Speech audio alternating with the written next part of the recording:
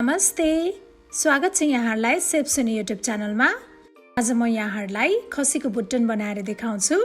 म चाहिँ आज यो खसीको भुटनमा फोक्सो र कलेजो पनि मिसाएर बनाउन गइरहेको छु। यसरी बनाउँदाखेरि चाहिँ भुटन अझै स्वादिलो बन्छ।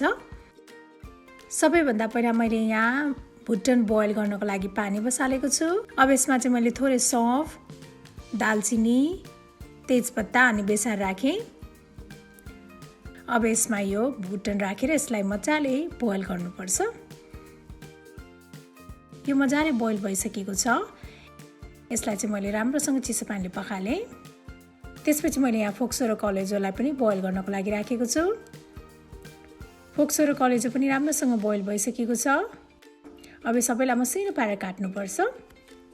यो यसरी सबै मिसाएर बनाउँदाखेरि चाहिँ यसलाई चाहिँ घितरास पनि भनिन्छ।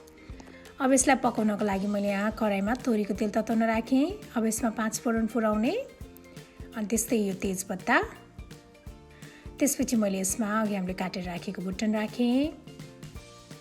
सबैलाई राम्रोसँग मिक्स गर्ने। अब यसमा मैले राखेँ बेसार, नुन स्वादअनुसार,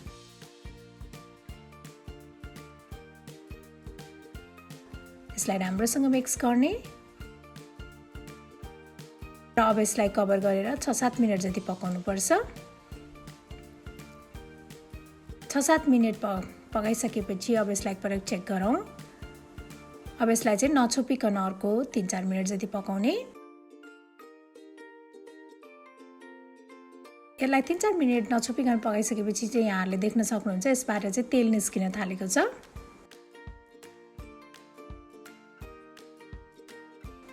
यो तेल निस्किन थालेपछि अब यसमा चाहिँ मैले प्याज राखेँ। अब यो प्याजलाई पनि यत्तिकै भुट्नुपर्छ। प्याजलाई चाहिँ यसरी पछि राखेर भुट्यो भनेदेखि चाहिँ भुटनको स्वाद अझै मिठो हुन्छ।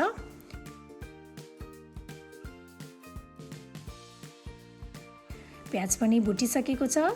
त्यसपछि अब यसमा पिसेको अदुवा लसुन राख्ने, जिरा धनियाँ पाउडर, गरम मसाला पाउडर, रातो धुलो खुर्सानी पनि राख्ने अनि त्यस्तै मैले यसमा थोरै मिट मसाला पनि राखेँ र अब यो सबैलाई राम्रोसँग मिक्स गर्ने। यो चाहिँ राम्रोसँग मिक्स भइसकेपछि अब यसमा मैले मसिनो पारेर काटेको हरियो धनियाँ र हरियो लसुनको पात राखेको छु।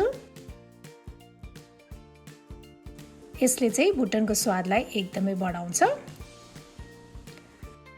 यहाँहरूले देख्न सक्नुहुन्छ यो भुटन चाहिँ एकदमै स्वादिलो बनेको छ। अब अन्त्यमा चाहिँ मैले यसमा थोरै टिमुरको धुलो राखेको छु। यसले चाहिँ भुटनको स्वादलाई पनि बढाउँछ, साथै हजुरहरूलाई चाहिँ भुटनबाट चाहिँ अलिकति स्मेल आएको जस्तो फिल हुन्छ भने त्यसलाई पनि यसले कम गर्छ। एकैछिन मिक्स गरिसकेपछि हाम्रो यो भुटन चाहिँ खानको लागि रेडी भइसकेको छ। यसलाई हजुरहरूले आफ्नो इच्छाअनुसार चिउरासँग, फुरनदानासँग जेसँग खानु भए पनि हुन्छ। यो चाहिँ एकदमै मिठो हुन्छ। हजुरहरूले पनि यसै गरी बनाएर खानुहोला, आफ्नो परिवारलाई खुवाउनुहोला। यहाँहरू सबैजनालाई विजयादशमीको हार्दिक मङ्गलमय शुभकामना।